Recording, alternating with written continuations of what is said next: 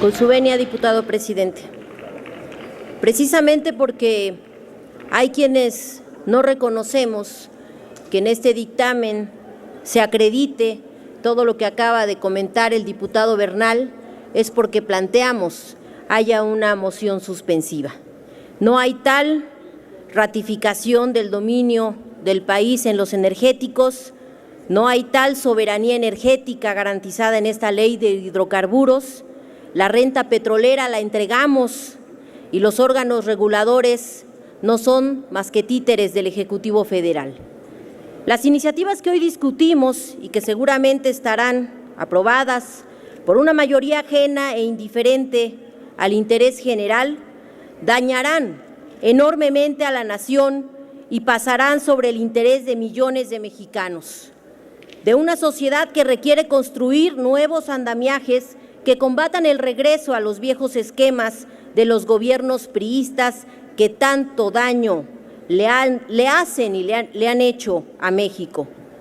La legislación que nos ocupa es una legislación entreguista y regresiva, que nos remite a las peores prácticas del partido en el poder, la traición y el engaño. A los diputados del PRD nos queda claro que la apertura del sector a la iniciativa privada significa la desaparición o reducir al mínimo la actividad de Petróleos Mexicanos y de la Comisión Federal de Electricidad, porque así conviene a los intereses del gobierno peñista para sostenerse en el poder apoyado de sus aliados, los grandes capitales extranjeros. Responsabilizamos al gobierno federal de las consecuencias que esta reforma energética traerá al país, de las consecuencias económicas ya hemos hablado y las seguiremos denunciando, pero de lo que no se ha hablado y que seguiremos insistiendo, lo que no se ha dicho es la intromisión que enfrentará el Estado mexicano por parte de los inversionistas extranjeros y de sus gobiernos. El proyecto de ley de hidrocarburos implica un conjunto de riesgos muy graves para el país, que ponen en entredicho la soberanía energética y orillan, como ya dije, a la extinción de Pemex y CFE. Es nuestra obligación dirigirnos al pueblo de México, al que está allá afuera, porque aquí hemos enfrentado la cerrazón para entablar el diálogo, la discusión y el análisis razonable de leyes injustas e inequitativas. En sesiones de 5 horas diarias, en 3 días agotamos lo que el Senado discutió en mes y medio. Fundamentamos esta moción suspensiva en la necesidad de discutir con más tiempo una reforma tan trascendental en la historia del país. Estamos hablando de la modificación con esta ley de toda la dinámica económica que impactará en los ingresos de México, no de un nuevo paradigma, como se acaba de decir. No se han atrevido siquiera a confirmar que esta no será mermada. Insisto, porque los contratos en realidad son concesiones. Al dirigirme a los mexicanos, los convoco a no dejarse engañar por campañas carentes de ética que solo ocultan el verdadero sentido de esta reforma. A ellos les digo que en las leyes de hidrocarburos, de inversión extranjera, minera y de asociaciones público-privadas, los contratos y las licencias petroleras son en realidad concesiones, que no prevén mecanismos de protección para la nación y obligan al Estado a reembolsar costos a los contratistas. El atraco a la nación empezó con la Ronda Cero, que en lugar de haber sido procesada en el Congreso de la Unión, se pactó con los directivos de las grandes transnacionales.